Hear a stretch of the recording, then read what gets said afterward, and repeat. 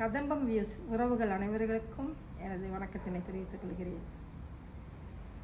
இன்றைக்கு என் அம்மா என்னை உடலளவில் என்னை விட்டு மறைந்த நாள் 30/4/2000.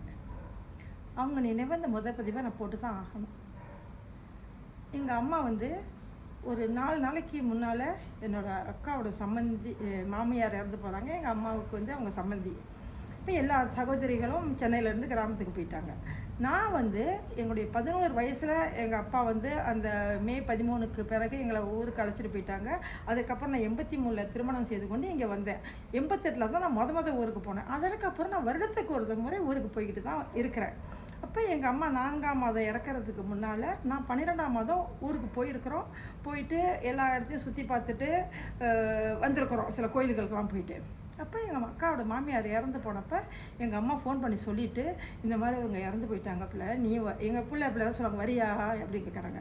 நான் கேட்குறேன், அம்மா இப்போ தானம்மா வந்துட்டு போகிறேன், என்ன மலேசியா என்ன மன்னார்குடிக்கு பக்கத்துலேயே ஆகிருக்கு அப்படின்னு சொல்லிட்டு எல்லோரும் வந்திருக்காங்க, அதனால தான் கேட்டேன்னு சொல்லிவிட்டு நாளைக்கு இன்றைக்கி நைட்டு நாங்கள் சம்மந்தி பலகாரம் செஞ்சு கொடுக்க போகிறேன். முதல்ல நான் என் பலகாரமாக இருக்கணும்னு சொல்லியிருக்கேன். அந்த அண்ணன் அழுதாரு. நான் சொல்லியிருக்கேன் என்னவாக இருந்தாலும் நான் இருக்கிறேன், ஏன்னா சம்மந்தி அண்ணன் மாதிரி தானே, என்னை நான் பார்த்துக்கிறேன்னு சொல்லியிருக்கேன் அப்படின்லாம் சொல்லிவிட்டு சரி பேசிட்டு வச்சுட்டோம். கொஞ்ச நேரம் கழிச்சு எங்கள் பெரியப்பா சிங்கப்பூரில் இறந்துட்டாருன்னு தகவல் வருது. அப்போ நான் அடித்து எங்கள் அம்மாட்ட சொல்கிறப்ப ஐயோ அப்படிங்கிறாங்க எங்கள் அம்மா. நான் சொல்கிறேன் இன்றைக்கே நான் சிங்கப்பூருக்கு போயிட்டு இன்றைக்கே வந்துடுவோம்மா அப்படிங்கிறேன். சரி பத்திரமா பார்த்துட்டு போயிட்டு பத்திரமா வாங்க பிள்ளைங்களா அப்படின்னு சொல்கிறாங்க. அப்போ என்னோடய பாஸ்போர்ட் அப்போல்லாம் லாக்கரில் வச்சுருப்போம். அப்போ எனக்கும் எங்கள் வீட்டுக்காரருக்கு மட்டும் எங்கள் வீட்டுக்காரர் போய் சிங்கப்பூருக்கு போகிறதுக்காக அந்த பாஸ்போர்ட் எடுத்துகிட்டு வந்துட்டு போயிட்டு அன்றைக்கி நைட்டு வந்துட்டோம் வீட்டுக்கு. நான் நாளைக்கு என்னை கூப்பிடுப்பில்ல அப்படின்னு சொல்கிறாங்க எங்கள் அம்மா. நீ போயிட்டு என்னை கூப்பிடு அப்படின்னுட்டு. அப்போ அடுத்த நாள் சம்மந்தி பலகாரம் செஞ்சு கொடுக்க போகிறாங்க, சும்மா பேசுகிறதுக்கு. அப்போ எங்களெல்லாம் ஃபோனு இருக்குது. அடுத்த நாள் காலையில் எங்களுக்கு மிகவும் நெருக்கமான ஒரு நண்பர், அவருக்கு கூட தான் நாங்கள் கடைசியாக எங்கள் அம்மா கூட புட்டபர்த்தி பெங்களூர் கோயில்கள்லாம் அவர் அழைச்சிட்டு போனார். அவர் ரொம்ப ஒரு ஆன்மீகத்தில் உள்ளவர். அவர் நம்ம வீட்டுக்கு பசியாகிறது காலைல வரையில திடீர்னு முதல் நாள் நைட்டு ஃபோன் அடிச்சு சொல்கிறாரு. சரி காலையில் அவருக்கு எல்லாம் செஞ்சுக்கிட்டு இருக்கிறப்ப அம்மா கிட்ட பேசணுமேங்கிற எண்ணம் எனக்கு இருந்துக்கிட்டு இருக்கு. ஆனால் அதுக்குள்ளே என் தங்கச்சி கால் பண்ணி, அம்மா ராத்திரி கொஞ்சம் காலையில் எழுந்துச்சு மயக்கம் போட்டுச்சு, அதனால் அம்மா ஹாஸ்பிட்டல் கொண்டு போகிறோன்னு. அம்மா என் தங்கச்சிக்கு எல்லாத்தையும் எங்கள் அக்கா தங்கச்சிலாம் சொல்லியிருக்கிறாங்க, அடுத்த நாள் தான் பலகாரம் செய்ய போகிறோம் அப்படின்னு. ஏன்னா இவங்களாம் எழுந்திரிச்சு உதவி செய்யக்கூடாதுன்றதுனால எங்கள் அம்மாவே ராத்திரி யாரையோ வச்சுட்டு செஞ்சுருக்கிறாங்க. அவங்க அதுக்காக ப்ரெஷர் மாத்திரை போடாமல் இருந்திருக்கிறாங்க. காலையில் எங்கள் தங்கச்சிங்க சொல்லுதுங்க. ஆனால் அதுக்கப்புறம் எனக்கு எப்படி இந்த பலகாரம் அவருக்கு காலையில் பசியார் செஞ்சு கொடுத்தேன்னு தெரியல. கொடுத்துட்டு அப்போ அவர்கிட்ட சொல்கிறேன் அந்த மாதிரி அம்மாவுக்கு உடம்பு சரியில்லை. அவங்க மகாலட்சுமி அவங்களுக்கு ஒன்றும் பண்ணாது, நல்லா ஆயிடுவாங்கன்னு நான் சொன்னேன். எங்கள் அம்மாவுக்கு மட்டும் ஏதாவது நடக்கட்டும், அப்புறம் எல்லாத்தையும் பார்த்துக்கிறேன் அப்படின்னா. ஏன்னா கடைசியாக நாங்களாம் போயிட்டு எந்த கோயிலான்ட்டு. அதுக்கப்புறம் அவர் போயிட்டார்.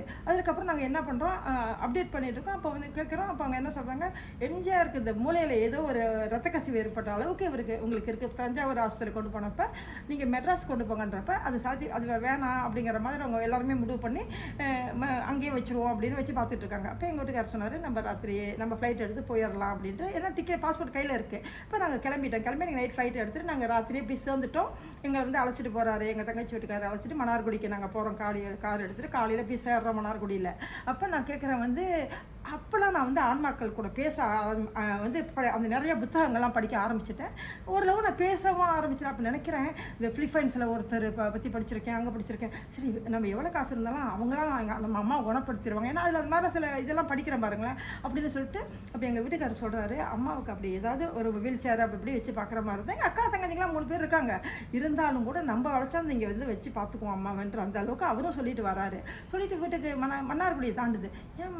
ஏன் இன்னும் மன்னார்குடியில் இருக்காங்க, நீங்கள் வீட்டுக்கு போகிறீங்கன்னு. இல்லை அம்மாவுக்கு சரியாயிடுச்சான் அப்படின்னாங்க. ஓ அப்படியா அப்படின்னு நினச்சிட்டு நான் அப்படி வீட்டுக்கு போகிறப்ப கொஞ்சம் தூரம் பார்க்குறப்ப ஒரு பெரிய அலங்காரம் பண்ணி ஒரு வண்டி இருந்தது. அப்போ தெரிஞ்சுக்காங்க என்ன நடந்திருக்கும்னு. முடிஞ்சிருச்சு.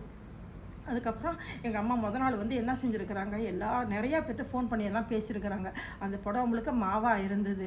அதுக்கப்புறம் எங்கள் அம்மா அரைச்சி வச்ச மாவை அப்படி கரைச்சா கை வச்சு அரைப்பாங்களே, அதெல்லாம் தொட்டு நான் பார்த்துக்கிட்டே தான் இருந்தேன். அதுக்கப்புறம் எங்கள் அம்மா கடைசியாக ஒரு 2 3 நாளைக்கு முன்னால் மீன் குழம்பு வச்சுருக்கிறாங்க. அதை எடுத்து ஃப்ரிட்ஜில் வச்சுருக்காங்க. துக்க வீட்டில் சாப்பிடக்கூடாது. எங்கள் அம்மா வச்ச மீன் குழம்பு இருமல் சாப்பிட முடியாதுங்கிறதுக்காக நான் சாப்பிட்டேங்க. அந்த மீன் குழம்பு முடிகிற வரைக்கும் சாப்பிட்டேன். சகோதரிகள்லாம் சாப்பிட்டாங்களே எனக்கு தெரியல, நான் சாப்பிட்டேன். அந்த தோசையும் கடைசி வரைக்கும் முடிஞ்சு. அதுக்கப்புறம் எங்கள் வரப்போ, ஆனால் எங்கள் அம்மா கடைசி காரியம் பண்ணுறப்ப எங்கள் அம்மாவோட முடியை வெட்டி எடுத்துக்கிட்டு வந்தேன். இதெல்லாம் எனக்கு ஞாபகமாக வேணும்னு என்னை யாரும் ஒன்றும் சொல்லக்கூடாது. அது முடியை வெட்டி எடுத்துக்கிட்டு வந்தேன். அதுக்கப்புறம் வந்து எங்கள் அம்மா அளந்த படி, எங்கள் அம்மா வந்து கடைசியாக கட்டிக்கிட்டு இருந்த அந்த புடவையில் இருந்த மாவோடு எடுத்துக்கிட்டு வந்தேன். அதெல்லாம் ஒரு 10-15 வருடம் வரைக்கும் நான் அதெல்லாம் துவைக்கவே இல்லை. அப்படிலாம் எடுத்துக்கிட்டு வந்துட்டு இங்கே ரொம்ப நாள், அப்புறம் ஒரு வருஷம் வரைக்கும் எங்கள் அம்மா கூட நான் பேசி தான் என்னை இது பண்ணேன். என்னை வந்து அடுத்த நிலைக்கு கொண்டு வந்தேன். நான் வந்து இங்கே வந்தோடனே எங்கள் அம்மாவை வந்து கூப்பிட்டு பேசணும் அப்படி அந்த சாமி கும்பிடக்கூடாதுன்னு முடிவில் இருந்தேன். எங்கள் அம்மா எப்படி என்கிட்ட பேசுகிறவர் அதை சொல்லியிருக்கலாமே அப்படின்னு. ஆனால் நீ சாமி கும்பிட தான் திருப்பி பேச முடியும் அப்படிங்கிற ஒரு பதில் எனக்கு வந்த பிறகு மீண்டும் சாமி கும்பிட ஆரம்பித்து எங்கள் அம்மாட்ட வந்து பேசினேன். எங்கள் அம்மா அந்த ஒரு வருடம் எனக்கு சில ஆறுதல்கள்லாம் சொல்லி அதனால் நான் தேர்னேன். அதுக்கப்புறம் அதெல்லாம் என்ன பேசணுன்றதை இன்னொரு பதிவில் உங்களுக்கு போடுறேன். இன்னைக்கு வரைக்கும் எங்கள் அம்மா என் கூட இருக்கிறாங்க. எது காணா போனாலும் எது இல்லைனாலும் முதல்ல எங்கள் அம்மா எடுத்து கொடுப்பாங்க. இது எங்கள் குடும்பத்தில் இருக்கிற எல்லாருக்கும் தெரியும். ஒரு சின்ன ஜாமான், ஒரு கரண்டி எங்கேயாச்சும் மறந்துட்டு வச்சுட்டா கூட அவசரத்துக்கு அம்மானா அங்கன்றதை கரெக்டாக கண் காட்டுவாங்க. அதாவது நான் அங்கே தான் பார்ப்பேன், அங்கே இருப்போம். இந்த எனக்கு அளவில் எங்கள் அம்மா என் கூட இருக்கிறாங்க. எனக்கு 24 வருஷம் எங்கள் அம்மா என்னை விட்டு போனேன். எங்கள் அம்மா போனதை நான் உணரவே இல்லை. எங்கள் அம்மா எப்போ வேணாலும் என் கூட எல்லாத்துக்குமே இருக்காங்கங்கிறதுனால நான் இந்த பதிவை முதல்ல எங்கள் அம்மா ஞாபகமால எங்கள் அம்மா என் கூட இருக்கிற எங்கள் அம்மாவுக்காக சொல்கிறேன். அனைவருக்கும் எனது நன்றியை தெரிவித்துக் கொள்கிறேன். நன்றி, வணக்கம்.